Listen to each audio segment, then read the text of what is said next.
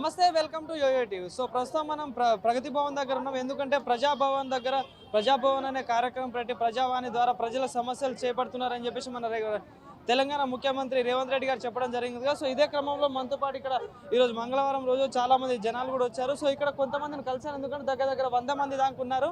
ఏదైతే Begumpet near by ఉన్న కొన్ని బస్తీ పేదవాళ్ళకి వాళ్ళకి సంబంధించిన భూములు వాళ్ళు కష్టపడి కట్టుకున్న ఇల్లులు కానీ అవి అక్కడున్న స్థానిక ఎమ్మెల్యే కానీ వాళ్ళ బినామీలు భూ కబ్జా చేసుకుని వాళ్ళని ఇబ్బంది పెడుతున్నారని చెప్పేసి అయితే మనతో అంటున్నారు. ఒకసారి మనం వాళ్ళతో మాట్లాడి మరిన్ని విషయాలు తెలుసు. అంకుల్ నమస్తే. నమస్తే సార్. పేరు? నా పేరు మల్లేషు. ప్రాబ్లం ఏంటి అసలు? ఎందుకు ప్రాబ్లం ఏంటంటే దాన నాగేందర్ అనే వ్యక్తి మాకు కొద్దిగా ఖాళీ ల్యాండ్ ఉంది మా బస్సు కానుకొని. ఆ ల్యాండ్ ఆయన అసలుగా కబ్జా చేసింది ఆయన కాదు. అది ఎప్పటి సందో మేము ఇక్కడ ఉన్నాం. మొన్న వచ్చిండు 1 సంవత్సరంన్నర 2 సంవత్సరాలు అవుతుంది. దాన్ని కొనుక్కున్నా అని చెప్పి డాక్యుమెంట్ అంతా మార్చేసి ఇదంతా నేను కొనుక్కున్న 5 ఎకరాల 13 గుంటలు అని మమ్మల్ని టార్చర్ పెట్టిండు. అట్లా అవుతుంది, నువ్వు మొన్నొచ్చి ఇప్పుడు ఎట్లా మమ్మల్ని బెదిరిస్తామంటే మేము ఏం చేస్తారా బాయ్ అంటే మేము కోర్టుకి వెళ్ళాం, పోలీస్ కంప్లైంట్ చేసినాం, కోర్టుకి వెళ్ళాం, కోర్టుకు ఉడకంగా వెళ్ళాం. కోర్టుకి వెళ్తే ఉడకంగా 2 సార్లు అతను కేసు కొట్టేసింది. కేసు నీది కరెక్ట్ కాదా ఇంట్లో వినుకోవడం, నీది కాలు జాగా వరకే నువ్వు ఉండాలి, అంతకెక్కువ నువ్వు ఇలా వినికి రావద్దని కోర్టు ఉడకంగా చెప్పినాక ఉడకంగా ఇంటలేడు. వినకపోతే మళ్ళీ ఏం చేసినా మేము మళ్ళీ కేసు వేయడం జరిగింది.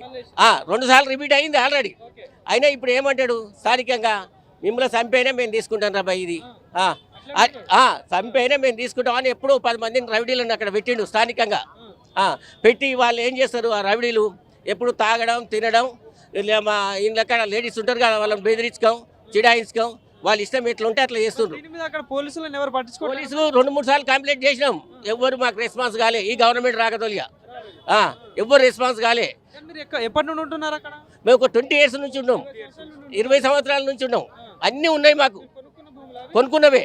అందరు కష్టం చేసి ఆడ కోటీశ్వర్లు ఎవరు లేరు, అంత కష్టం చేసి రూపాయి కూడబెట్టి కొనుక్కున్నవే. ఊకైతే ఎవరు తీసుకోలేదు, ఒక గజం పోయి ఉడకంగా ఎవరు ఊకే తీసుకున్నది లేదు. ఆడ కబ్జా జోలే లేదు, అన్ని పైసలు పెట్టి కొనుక్కున్నాం.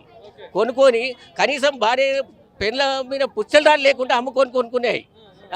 ఆ పరిస్థితిలో మమ్మల్ని ఇప్పుడు ఇంత కష్టపెడుతున్నారు వాళ్ళు. ఇచ్చాము లోకల్లో, ఇప్పుడు అప్లికేషన్ ఇచ్చాము ఆల్రెడీ. ఇస్తే సరే ఏం చేస్తాడో ఇంకా సార్ రేవంత్ రెడ్డి సార్ మాకు న్యాయం చేయాలని మేము కోరేది అంతే. మీ భూములు కబ్జా అయిపోయినట్ట ఇట్లా? మరి కబ్జా కాలే, భయపెడుతుండ్రు. ఆల్రెడీ 2-3 ఇండ్లు కూలగొట్టిండ్రు వాళ్ళు. ఆ కూలగొట్టేటప్పుడు మేమంతా ఉండి ఆ ఇంటి పిల్లలు కూలగొట్టొద్దని జేసీబీ పోయి ఆడ కూర్చుంటే ఉడకంగా జేసీబీ చెత్తేసారు. జేసీబీలోకి వెళ్ళి ఎమ్మెల్యే హోదాలో ఉండి ఎంత డబ్బులుండి కూడా మీ భూముల మీద పడుతున్నారు. ఎత్తేసిండ్రు. పిల్లలకి దెబ్బలు తగిలితే హాస్పిటల్లో బాగా చేసుకున్నాం అంతే. ఎవరు చెప్పుకున్నా మాకు న్యాయం జరుగుతలేదు ఎక్కడ. ఇంకోతో మాట్లాడదాం రండి నాతో పాటు. అమ్మా చెప్పండి అమ్మా, ఏంది మీ ప్రాబ్లం ఏంది? ఎక్కడ మా బస్తీకి వచ్చి కనబడాలయ్యా, కనబడి బస్తీలో రవిడీలో లేవ కొడితేనే మంచుకుంటది. మా లేవ కొట్టకుంటే మాకు అక్కడ ప్రాబ్లం ఏమైతుంది? రవిడీలో పెట్టి ఇప్పుడు 3 సంవత్సరాలు మేము ఉండబట్టి 25 ఏళ్ళు అయిపోయాయి. మాకు కరెంట్ బిల్లు ఉన్నది, నల్ల బిల్లు ఉన్నది, డైలీస్ ఉన్నది, అన్నీ ఉన్నాయి, ఏం ప్రాబ్లం లేదు.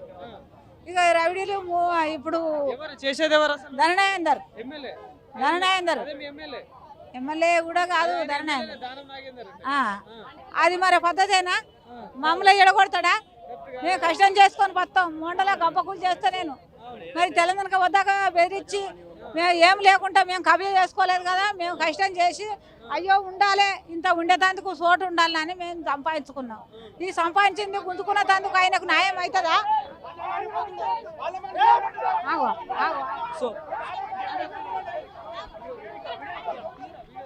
సో చూసుకోవచ్చు, ఇందాక ఎమ్మెల్యే అనుచరులు కూడా వచ్చి ఇక్కడ బెదిరియడానికి జరుగుతుంది. సో ఇక్కడ చూసుకోవడానికి రావచ్చారు.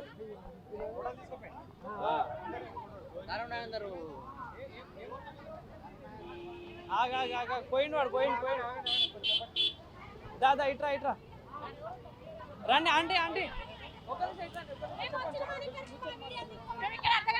గంటన్నర సేపు అయితే మేము వచ్చి మీడియా వాళ్ళకి అందరూ అడుగుతుంటే మా బాధ మేము చెప్తున్నాం. గరణాగంధ మనిషిని పంపించి ఇక్కడ అంతా వీడియో తీసుకొని వెళ్తున్నారు. ఇప్పుడు చాలా అక్రమాలు చాలా మా ఇంటి దగ్గర అయితే చాలా దౌర్జన్యంగా చేస్తారు. పొద్దున్నాక తెలంగాణకు వచ్చి వీడియోలు తీయడము, రౌడీలుగా తిరగడము. అసలు తెలంగాణ నిద్ర కూడా పోతుంది తెలుసా?